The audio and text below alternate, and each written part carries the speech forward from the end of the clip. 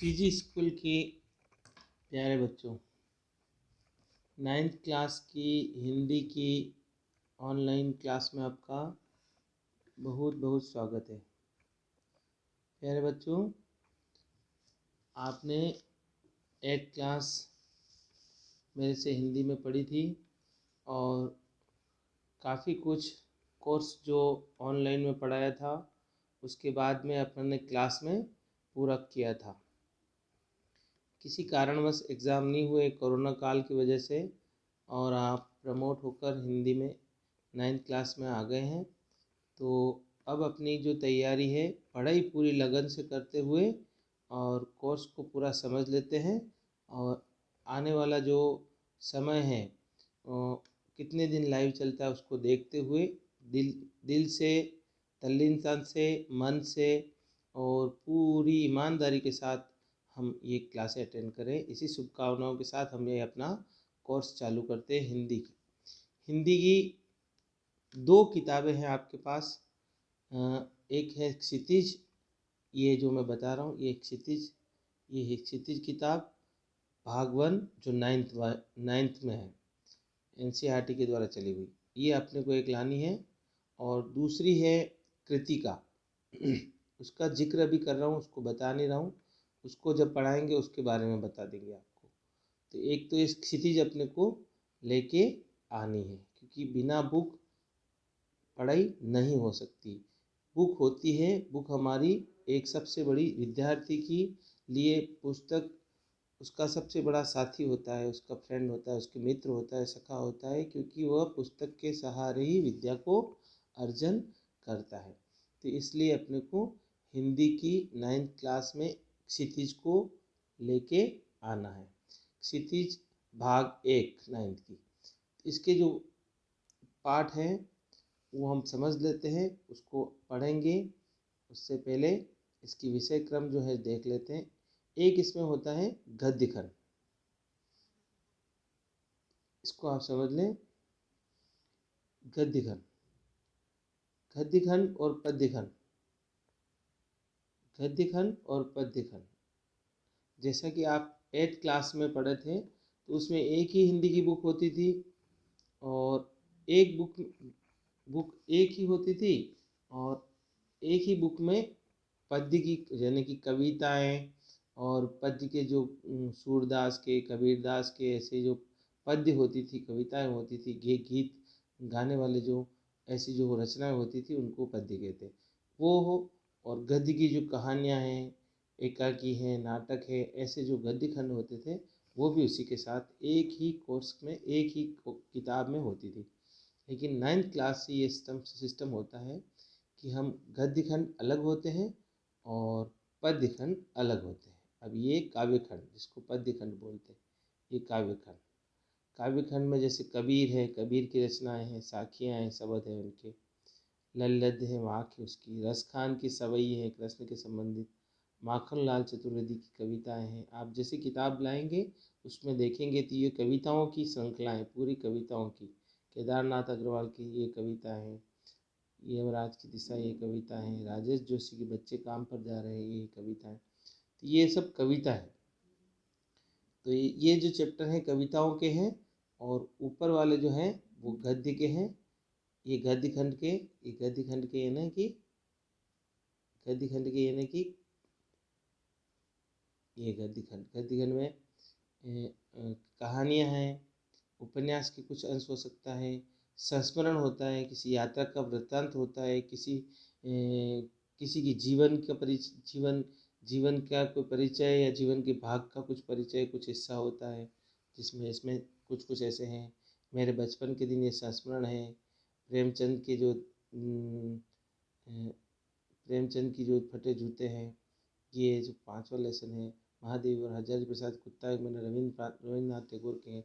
ये आप आगे देखेंगे। तो ये गद्य की रचना यानी कि इनको कहानी के रूप में, विधा के रूप में लिखा जाता है। गद्य की जो सेंटेंस होते हैं, पैराग्राफ होते हैं, उसमें लिखा जाता है। ये अपने को अभी अपन फर्स्ट टाइम जो अभी स्टार्ट हो रहा है उसमें हम गद्य खंड लेंगे। गद्य खंड, ये गद्य खंड पढ़ेंगे। गद्य खंड में सबसे पहला लेसन है प्रेमचंद। हम प्रेमचंद का जो पहला है लेसन, दो बेलों की कथा, दो बेलों के बारे में इसमें बताया गया है, क्या है इसको हम अच्छे से समझेंगे। ये बात होगी अपनी फर्स्ट 9th की कोर्स और उससे रिलेटेड किताब से रिलेटेड कुछ बातें थी। अब बच्चों, आपको पढ़ाते समय ध्यान से पढ़ना है और जो नहीं आता है उसको आपको नोट कर लेना है और लाइव क्लास में आपको उसको पूछना है। और लाइव क्लास में पूछते हुए ये ध्यान रखना है कि एक ही क्वेश्चन जब सिर्फ किसी का जनरल है तो वो रिपीट ना हो। जिसने एक ने पूछ लिया तो उसका आंसर सबको मिल गया, मतलब एक्स्ट्रा क्वेश्चन हो, उसका डिफरेंट हो क्वेश्चन होना चाहिए जो दूसरे ने नहीं पूछा।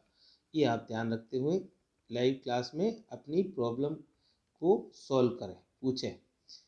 दूसरी बात ये है कि ये जो कोर्स अभी पढ़ाया जा रहा है गद्य खंड का या पद्य खंड का, नेक्स्ट पढ़ेंगे, इसकी आपको कॉपी बनानी है।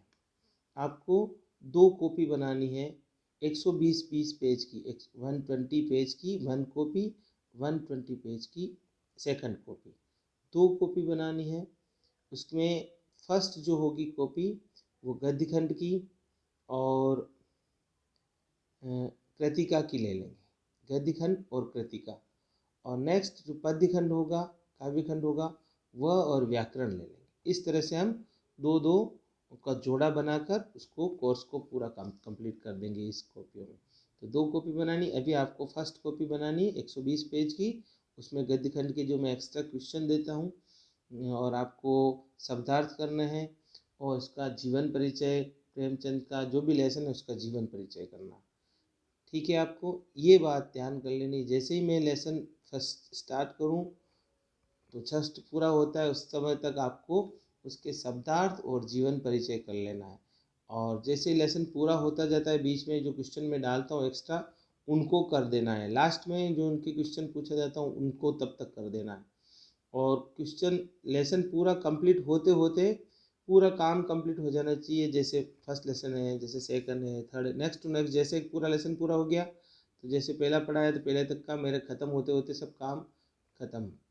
नेक्स्ट जैसे ही पढ़ा है तो उसका जैसे स्टार्ट किया उससे पहले अपने को उसका जीवन परिचय और शब्दार्थ में डालता हूँ और हर बार लिखना है, क्योंकि वोकेबलरी बढ़ती है शब्दार्थ से और जीवन परिचय से। उस लेखक या कवि की व्यक्तित्व से परिचित होते हैं और उनसे परिचय होने से इसका क्वेश्चन भी आता है, 2-3 नंबर का आता है क्वेश्चन हर बार, तो वो आगे हम जाकर उसको सॉल्व कर सकते हैं। ये दोनों ही बातें इंपॉर्टेंट होती है, इसलिए इसको ध्यान रखना है।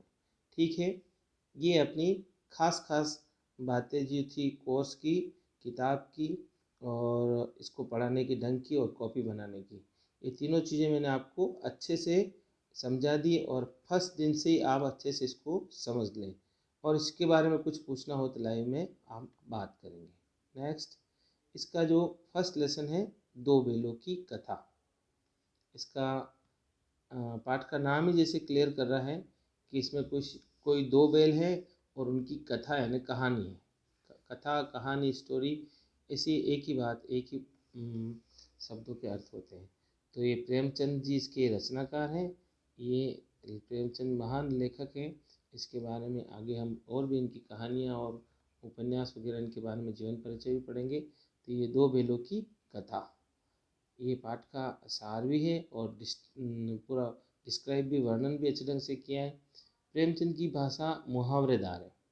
मुहावरेदार में उनके हर एक गद्यांश में 2-4, 5-5, 6-6 तक मुहावरे मिल जाते हैं। मतलब हर एक सेकंड लाइन में, थर्ड लाइन में उनका मुहावरा मिल जाता है और एक से एक मुहावरे बड़े जीवन में उपयोगी होते हैं। क्योंकि मुहावरेदार भाषा क्या होती है, शॉर्ट एंड स्वीट, यानी कम शब्दों में, कम लेखनी में अच्छी बात और सार गर्भित बात, इम्प्रेसिव बात, एक लोगों को इम्प्रेस करने वाली बात मुहावरेदार भाषा होती है। ये प्रेमचंद की भाषा की विशेषता है।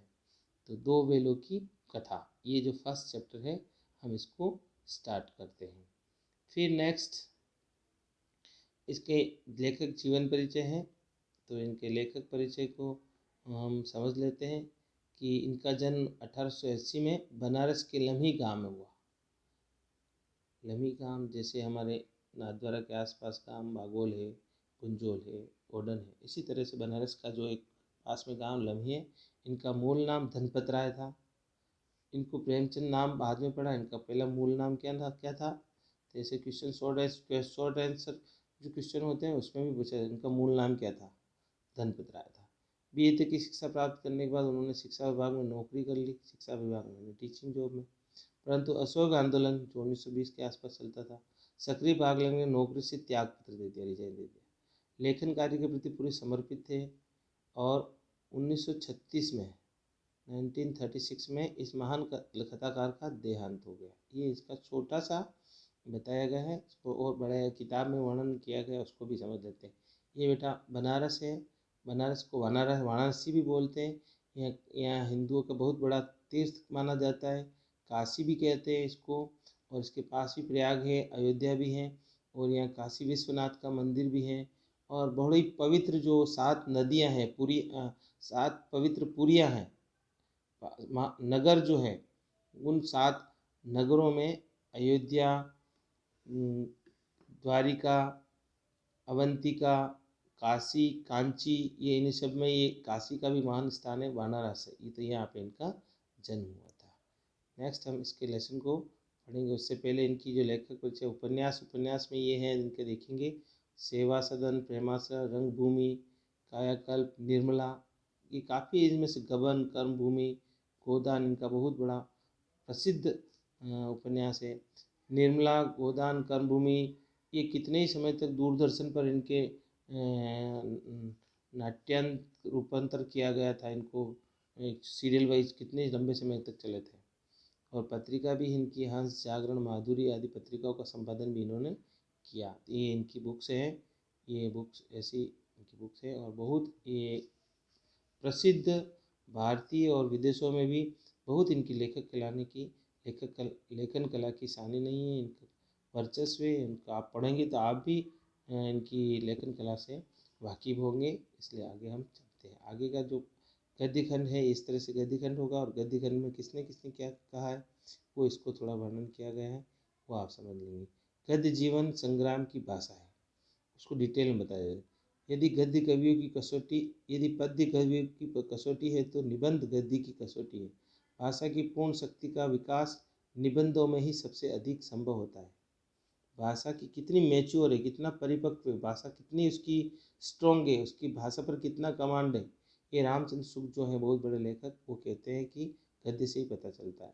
प्रेमचंद जी कहते हैं कहानी ऐसी रचना है जिसमें जीवन की किसी अंग या किसी एक मनोभाव को प्रदर्शित करना ही लेखन का उद्देश्य रहता है। उसके चरित्र, उसकी शैली, उसका कथा विन्यास सभी उसी एक भाव को पुष्ट करता है। तो कथा जो करने वाला होता है उसको पूरा डूब जाता है, कथा सुनते सुनते उसको यूँ लगने लगता है कि वो फिल्म ही चल रही है, एकदम से उसके लाइफ का हिस्सा हो गया। ये भी एक प्रेमचंद की विशेषता है। और ये अच्छा गद्य लिखने की कला, चीज़ों को उनके सही नाम से पुकारने की कला है।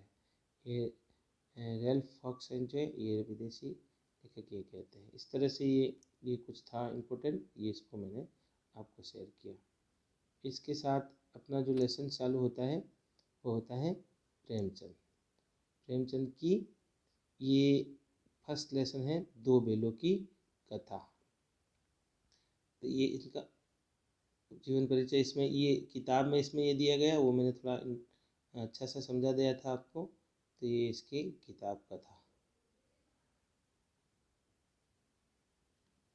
इस लेसन में सबसे पहले जो पैराग्राफ है वो समझने जैसा है, और उसको समझ लेते हैं। जानवरों में गधा सबसे बुद्धिहीन समझा जाता है। जैसा कि हम अक्सर किसी ढीठ, कहना नहीं मानने वाले, या अपनी मर्ज़ी से जीने वाले, या ऐसी कोई हरकतें जो मूर्खतापूर्ण हो, उनको गधे के रूप में हम प्रदर्शित करते हैं। तो किसी को हम कह भी देते हैं गधे की तरह क्या कर रहा है, गधे की तरह क्या खड़ा है, गधा है क्या। तो जानवरों में सबसे ज़्यादा बुद्धिहीन, क्योंकि सभी जानवर आप देखते हैं, गाय है, घोड़ा है, कुत्ता है, ये सब समझदार होते हैं और ये बहुत मालिक के वफादार भी होते हैं। लेकिन गधा अपने आप में घटीला होता है, आप जानते हैं, वो अपनी मर्जी से जीता है, तो बुद्धिहीन समझा जाता है। जानवर सबसे गधा बुद्धिहीन समझा जाता है। बुद्धिहीन इन्हें मूर्ख, बुद्धि और हीन इन्हें बुद्धि का नहीं होना। जब हम किसी आदमी को पहले दर्जे का बेवकूफ़ कहना चाहते हैं, फर्स्ट क्लास, वो एकदम से डफर है, एकदम से इसको कहते हैं कि कैटेगरी ए का मूर्खानंद है, तो उसको हम गधा ही कहते हैं। गधा सचमुच बेवकूफ़ है, या उसके सीधेपन, उसकी निरापद सहिष्णुता से उसकी पदवी दे रखी है। अब प्रेमचंद जी गधा सचमुच में बेवकूफ़ है क्या, या उसका सीधापन? देखते हैं हम, गधा जहाँ खड़ा ही रहता है बेचारा, उसको कुछ कुछ किसी से कोई लेना देना नहीं, कभी किसी को मारता नहीं, उसके सींग ही नहीं होते, भगवान ने उसको सींग ही नहीं दिए। दूसरे सब जानवरों को किसी को लात लगा, गधा लात भी तेज लगाता है, तो ये उसकी बहुत बड़ी उसकी हिफाजत करने की शक्ति होती है, गधे लात लगाते हैं, उसके पास सींग नहीं होते। उसकी इसकी निरापद सहिष्णुता यानी सहन करने की जो उसकी कैपेसिटी होती है, उसकी उसके कारण उसको ये पदवी यानी उपाधि दे रखी है कि सीधेपन के कारण ही उस उपाधि दे दी उसको, क्योंकि बेचारा वो सहन करना आता है उसको। इसका निश्चय नहीं किया जा सकता, इसका निश्चय नहीं किया जा सकता। गाय सींग मारती है, ब्याई हुई गाय तो अनायास ही सीने का रूप धारण कर लेती है। ब्याई हुई गाय का मतलब यहाँ पर यूँ है कि जैसे कोई गाय बछड़े को जन्म देती है, तो उसके बछड़े को कोई लेके जाता है या उसके हाथ भी लगाता है, तो अनायास न अचानक सिंहनी है न शेरनी की तरह गाय हो जाती है, क्योंकि उसको अपने बच्चे से बहुत लगाव होता है गाय को। कुत्ता भी बहुत गरीब जानवर है, लेकिन कभी कभी उसे भी क्रोध आ जाता है। कुत्ता भी वफादार होता है, लेकिन उसको भी कभी गुस्सा पीछे पड़ जाता है, उसको काटने बोलता है। किंतु कभी गधे को कभी क्रोध करते हैं नहीं सुना है, गधा कभी क्रोध नहीं करता है। जितना चाहो गरीब को मारो, उस पर जितना बोझा डालो, चाहे जिसी खराब सड़ी हुई घास सामने डाल दो, उसके चेहरे पर कभी असंतोष की छाया न दिखाई देगी। कुछ भी उसको जो डालो वो खा लेता है, जैसे जिलाओ उसको झू लेता है, जितना बोझा ढुलाओ झू लेता है, कभी उसका विद्रोह नहीं करता है। वैशाख में चाहे एक आध बार कुलेल कर लेता है। कुलेल करना है जो उसके बोलने की जो अंदाज होता है, उस तरह से बोलने को कुलेल करता है, क्योंकि वैशाख में उसको चारों तरफ ऐसा घास फूस नहीं दिखती है, मिट्टी मिट्टी दिखती है। जो वैसा वैशाख का महीना अभी गया जस्ट, तो ये वैशाख का महीना चारों तरफ धूप होती है तो मिट्टी होती है, तो उसमें लौटता है और बड़े मज़े से वो खुश रहता है। उसने हमें कभी खुश होते नहीं देखा। गधे को हम उसके चेहरे पर ऐसी खुशी के भाव कभी देख ही नहीं सकते, क्योंकि एक सामान्य सा उसका चेहरा होता है। उसके चेहरे पर विषाद स्थायी रूप से छाया करता है, विषाद यानी दुख, गंभीरता, और थोड़ा कुछ ऐसे ही जिसको कह सकते हैं ज़्यादा खुशनुमा माहौल नहीं होता, उसको विषाद कहते हैं। सुख दुख लाभ हानि किसी भी दशा में उसके बदलते नहीं देखा। उसके चेहरे पर कभी सुख दुख या कोई लाभ हानि है, उसके चेहरे पर हमें बदलते हुए नहीं देखा। ऋषि मुनि ने जितने भी गुण हैं वे सब उसके पराकाष्ठा को पहुँच गए। ऋषि मुनि जो एकाग्र भाव शांत चित्त बैठे रहते हैं, उसकी तरह उनके एक शांत चित्त, एकदम खड़ा है तो खड़ा है, वह मस्ती से कोई लेना देना नहीं। रोड पे हम देखते हैं कितनी बार गधे खड़े रहते हैं, गाड़ी आओ इधर से जाओ उधर जाओ, हॉर्न बजाओ, कोई फर्क नहीं पड़ता। आदमी उसके बेवकूफ़ कहता है, सद्गुणों का इतना अनादर कहीं नहीं देखा। लेकिन प्रेमचंद कहते हैं इतने सद्गुण होते हुए भी हम उसको क्या कहते हैं, बेवकूफ़ कहते हैं। तो ये उसके गुणों का अनादर है। अनादर यानी अपमान है, अन आदर, जिसका आदर नहीं किया, अन उपसर्ग है। कदाचित, कभी, सीधापन संसार के उपयुक्त नहीं है। कदाचित यानी ज़्यादा ही सीधापन संसार के लिए उपयुक्त यानी ठीक नहीं, ज़्यादा सीधा भी नहीं होना चाहिए, लोग गधे कहते हैं वरना। ये एक प्रेमचंद के नाम। देखिए ने भारतवासियों की अफ्रीका में क्या दुर्दशा हो रही, भारतवासियों की अफ्रीका में क्या दुर्दशा हो रही, क्या दुर्दशा हो रही है कि क्यों अमेरिका में उसने घुसने नहीं दिया जाता है। काले लोग कहते हैं उनको, बेचारे शराब नहीं पीते, चार पैसे कुछ समय के लिए बचा कर रखते हैं, कुछ समय यानी बुरे समय के लिए, थोड़े पैसे ऐसा एक्स्ट्रा खर्च नहीं करते हैं। कुछ बुरा समय आ जाएगी, कोई महामारी आ जाएगी, कोई दिक्कत आ जाएगी, कोई कठिनाई आ जाए, उसके लिए कठिनाई के समय बचा के रखते, जी तोड़ कर काम करते, बहुत मेहनती होते हैं इंडियन। लड़ाई झगड़ा नहीं करते, शांत चित्त होते हैं, बातें सुनकर गम खा जाते हैं, और फिर भी बदनाम है। फिर भी लोग कहते हैं यार इंडियन ये तो पागल हैं, काले कलूट हैं। और कहा जाता है कि जीवन के आदर्श को नीचा करते हैं। अगर वे ईंट का जवाब पत्थर से देना सीख जाते तो शायद ये बात नहीं होती। ईंट का जवाब पत्थर से देना, ये मुहावरा है। ईंट का जवाब पत्थर से देना यानी उसका मुंह तोड़ जवाब देना, या यूँ कह सकते हैं किसी ने अपने ऊपर ईंट फेंकी तो उसको पत्थर मारना, यानी तीव्रता से उत्तर देना, उसका उसका प्रतिकार करना, विरोधी को बता देना कि हम भी कमज़ोर नहीं। इसके इस तरह से अर्थ है। नेक्स्ट हम देखते हैं, ये देख लो आप, जैसे हीरा और मोती, इसके ये जूरी है, ये जूरी काची, ये किसान है, और ये हीरा, और ये इधर वाला मोती। इस तरह से समझ लो, ये दो बैलों का नाम है, और ये जूरी काची किसान है, इसका नाम जूरी काची है। इस तरह से ये दो बैल होते हैं इनके, किसान के, और ये इनको बड़े प्यार से रखता है और इनकी हिफाजत करता है, इनको अपने बेटों की तरह प्यार करता है, कह सकते हो। क्योंकि पहले के, अभी भी गाँव में अपन देखते हैं, आजकल ट्रैक्टर वगैरह चलने लगे, वरना पहले ज़माने में किसान को सब काम पशुओं से करना पड़ता था। बैल के उनके जीवन के एक हिस्से होते थे, क्योंकि बैलगाड़ी में भी चला देते थे, जो रहट होता है, चड़स होता है पानी निकालने का, उसमें भी लगा देते, खेत में हल चलाने के लिए लगा देते, सब तरह मल्टीपर्पज़ इसको काम लेते थे। इसलिए उनका एक जीवन का एक साथी था बैल। तो उनको बड़े प्यार से अच्छे खिला पिला के, पशुओं के साथ में पशुओं के जैसा व्यवहार नहीं करते थे, बल्कि उनको एक जीवन अपने घर परिवार का हिस्सा मानते थे। ऐसा हम इन कहानियों में भी देखते हैं, और हमारे जीवन में गाँव में भी अभी भी देखने को कहीं कहीं मिलता है। पहले ज़्यादा था, अभी मशीनरी युग आने से इनका जानवरों का कम हो गया वर्चस्व। इस तरह से इनकी पत्नी है, और ये दोनों इनके बैलों के बारे में बात करते हैं, और ये कहते हैं कि इनको मेरे ससुराल में, यानी कि जूरी काची के ससुराल ने इनकी पत्नी के वहाँ पर भेजने के लिए ये मूड बनाते हैं। क्योंकि पहले कुछ समय के लिए एक दूसरे किसान अपने बैल कम होते थे या खेत की जुताई करने के लिए एक दूसरी जगह ले जाते थे, तो ऐसा ये घटना का इसमें वर्णन है। ये है इसका आगे का वाला लेसन पार्ट, वो हम पढ़ते हैं, थोड़ा सा और पढ़ लेते हैं, फिर नेक्स्ट पढ़ेंगे।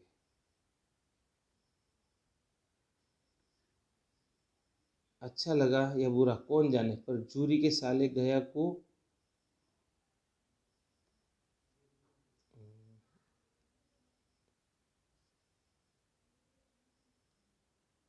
ईट का जवाब पत्थर से देना चाहिए। सभ्य कहलाने लगते हैं, जापान की मिसाल सामने है। एक ही विजय ने उसे संसार की सभ्य जातियों की गण्य बना दिया। गण्य बना देने, आगे गिने जाने वाला। अग्रगण्य ने फ्रंटियर, आगे सबसे आगे जाना। नगण्य ने नहीं गिना जाने वाला। गण्य का मतलब गिना जाने वाला, गण्य। नगण्य ने नहीं गिना जाने वाला। इस तरह से इसके शब्दों के कुछ अर्थ होते हैं। लेकिन गधे का एक छोटा भाई और भी है, उसके कम ही गधा है, और वह है बैल। बैल अपने आप में हठीला होता है, और वह कभी कभी अग्रेसिव हो जाता है, आक्रामक हो जाता है, इसलिए उसको गधे का छोटा भाई कहते हैं। जिस अर्थ में हम गधे का प्रयोग करते हैं, उसी मिलते जुलते अर्थ में बच्चिया के ताऊ भी बोलते हैं। उसकी बच्चियाँ, जो छोटी बच्ची होती है, उसके ताऊ जी। कुछ लोग बैल को शायद बेवकूफ़ों में श्रेष्ठ कहते हैं, क्योंकि बेवकूफ़ों की बात होती है, अरे बैल की तरह क्या कर रहा है। जो हठीला होता है, ज़्यादा जिद्दीला होता है, उसको बैल की श्रेणी में रखा जाता है।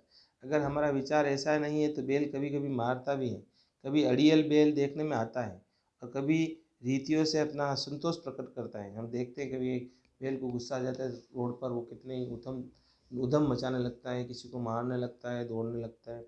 अतः उसका स्थान गधे से नीचा है, क्योंकि गधा अपने आप में एक शालीन जानवर है, चुपचाप खड़ा रहता है, अपने काम से काम करता है। तो गधे से नीचे दर्जा बैल का दिया है। इसमें ये अब यहाँ से कहानी स्टार्ट होती है। जूरी काची, जैसा कि मैंने उस किसान को बताया था, एक किसान का नाम होता है जूरी काची, किसान का नाम है। कि दोनों बैलों के नाम थे हीरा और मोती। एक का नाम हीरा, एक बैल का, और दूसरे का मोती। दोनों पछाई जाति के, देखने में सुंदर, काम में चौकस, डील में ऊंचे। पछाई जाति जो होती है बैलों की, अलग अलग गायों की जैसे जाति होती है, ऐड में आपने पढ़ा होगा। उसी तरह पछाई जाति इनकी जो कह सकते हैं कि जैसे हमारी जो जातियाँ होती है, उसी तरह से बैलों की जो कैटेगरी होती है, उनकी अच्छी उच्च गुणवत्ता वाली जो नस्ल होती है, वो पछाई जाति कहते हैं।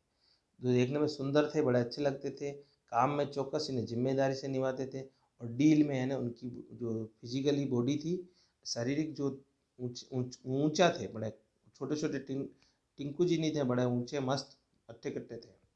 बहुत दिनों साथ साथ रहते, दोनों के भाईचारा हो गया था। दोनों बहन हीरा और मोती भाईचारा है, आपस में प्रेम हो गया।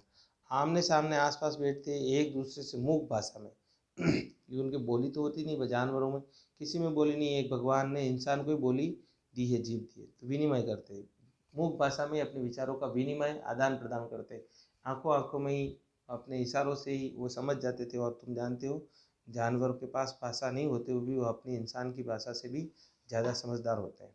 एक दूसरे के मन की बात कैसे समझ जाता है ये हम नहीं कह सकते। अवश्य उनमें कोई गुप्त शक्ति थी, प्रेमचंद जी कहते हैं उनमें कोई न कोई अदृश्य शक्ति है, कोई न कोई गॉड ब्लेसिंग है, जिससे वो ऐसी बातें सब समझ जाते हैं जो इंसान भी नहीं समझते, जिससे जीवों में श्रेष्ठता का दावा करने वाला मनुष्य वंचित है। जिसमें जीवों में सबसे श्रेष्ठ का मनुष्य बनाया गया, भगवान ईश्वर ने सबसे श्रेष्ठ जीव मनुष्य बनाया, उस पर भी वंचित है कि उनके पास भी ऐसी थर्ड जो आई होती, तीसरी आँख होती जो समझने की, वो नहीं है। दोनों एक दूसरे को चाट कर सूंघ कर प्रेम करते थे, यानी दोनों एक, जैसे हम देखते हैं गाय बछिया और बैल एक दूसरे को चाटते हैं, उनको प्रेम करते हैं और उनका अपना प्रेम प्रकट करने का तरीका होता है।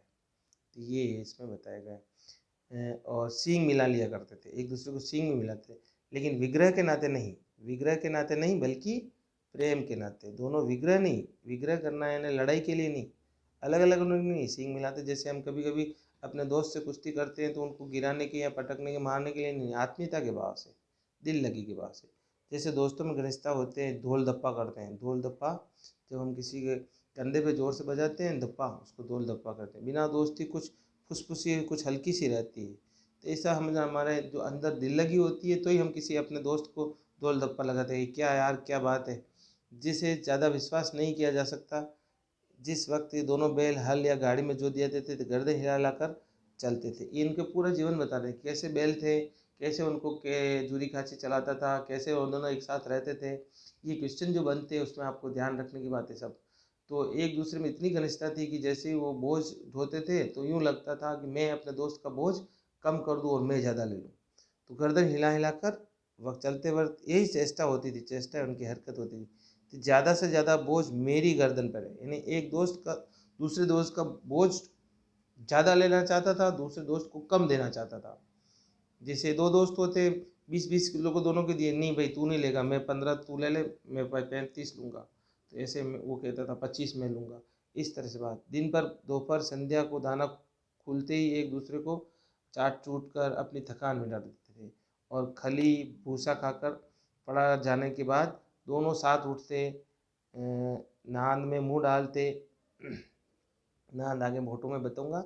नान जो उनका खाने का जो कुंडा होता है, खाने खाने का, उनके अंदर जो हरा घास है, खली है, कुट्टी है जो डाला जाता है उसको नान कहते हैं। एक डालते थे, एक मुंह हटा लेता, दूसरा बैठा था, दोनों ही साथ खाना खाते, दोनों ही साथ उठते, दोनों ही खेत पे काम करते। इस तरह से उनका दोनों का बड़ा प्रेम पूर्ण जीवन था। किसके? झूरी काची किसान के हीरा मोती नामक दो बेलों का ये ऐसा जीवन था। संयोग की बात है, झूरी ने एक बार गोई को ससुराल भेज दिया।